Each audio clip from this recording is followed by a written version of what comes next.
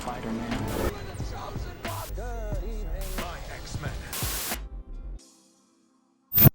So in my previous video, I talked about Sony's plans for Spider-Man 4, maybe with Tobey Maguire or Andrew Garfield, and what Marvel Studios is going to be doing with Tom Holland's Spider-Man. I also discussed the upcoming slate for the Sony Marvel movies, and that includes Kraven the Hunter and of course Venom: The Last Dance. This is going to be the last and final Venom movie in the Sony Spider-Man universe. Maybe the symbiote will be transported over to the 616 mainline MCU universe after this, because we saw that in the post-credit scene of No Way Home, but this is probably going to be the last time we see Tom Hardy play this character in this universe. Before we get started with this video, we are on the road to 1,500 subs. We're getting so close, so let's see if maybe we can get at least 10 more subs this video. All you gotta do is hit that button and it's free. I'd be up for Tom Hardy to return and maybe do a little bit different of a take on Venom in the 616 MCU timeline, but it looks like this is going to be it. And in today's video, we're going to talk about the rumored plot points for this movie, because honestly at this point I'm just not shocked anymore. It's weird and we're going to get into it. I'm not going to get into leaks and kind of spoilers in regards of what happens to characters, because I don't know if any of that stuff is true, but I'm going to kind of talk about the basic plot and what they're going for with this movie. And it is as ridiculous as you might think. So I guess it starts off with Venom going back to his Sony universe, and after the events of No Way Home, learning of the multiverse,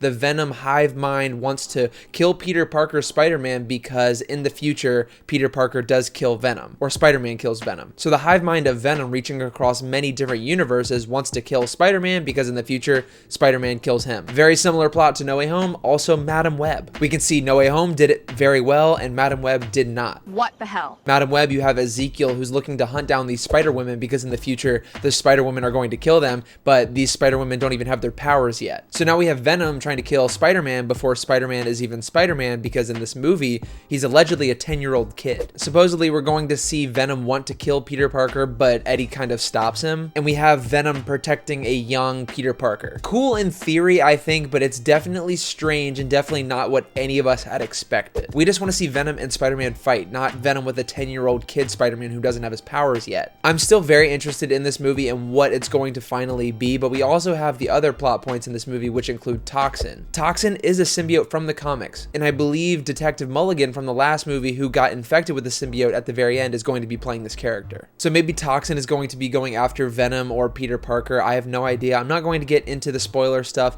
of course, because, well, we don't know anything about this movie and I don't want to ruin it if it's good. I think we're going to have Toxin possibly going to attack Peter Parker and having Venom and Eddie Brock protect him, but I'm just so baffled by the decision to have this. It's just kind of strange for me. We've just wanted to see Tom Hardy's Venom go up against Tom Holland's Peter Parker's Spider-Man. There's been so much teasing it, with Spider-Man popping up in the post-credit scene for Venom: Let There Be Carnage, but in the post-credit scene for No Way Home, we see that Eddie returns to the Sony universe. So it doesn't look like Marvel Studios wants to play with that idea, and honestly, I don't blame them because of how messy it's been over there. Of course, with the rumors that Lord and Miller, who created the animated Spider-Man movies Into and Across the Spider-Verse, are potentially taking over the Sony universe, I just am kind of over it at this point. Am I going to see this movie? Yeah, day one. But this plot synopsis and what's going on in this movie, I don't know how they're going to pull it off, and I don't see them pulling it off. But I'm going to try and be optimistic here, because you guys know Venom is one of my favorite characters in all of comics, so I want to see this character done right, and I don't think we've ever seen it done completely right in live action. Speaking of live action Spider-Man stuff, it looks like Tobey Maguire and Andrew Garfield may be returning for their own respective movies within the Sony universe moving forward that isn't attached to the MCU. Kind of a win-win scenario where we get a continuation of Andrew's story, of Tobey's story, and Tom's story in the MCU. That would be the dream scenario, and if Sony does this, they can have all of my money, because of course I want to see that. But I'm really curious what you guys think about this supposed plot for the movie. Don't leave any spoilers or leaks in the comments down below. Just give your thoughts on this idea of Peter Parker being a young kid being protected by Venom. It's very different. It could be good, but I'm cautious. Leave those comments. I read every single one. I most likely will respond, and I will see you all very, very soon.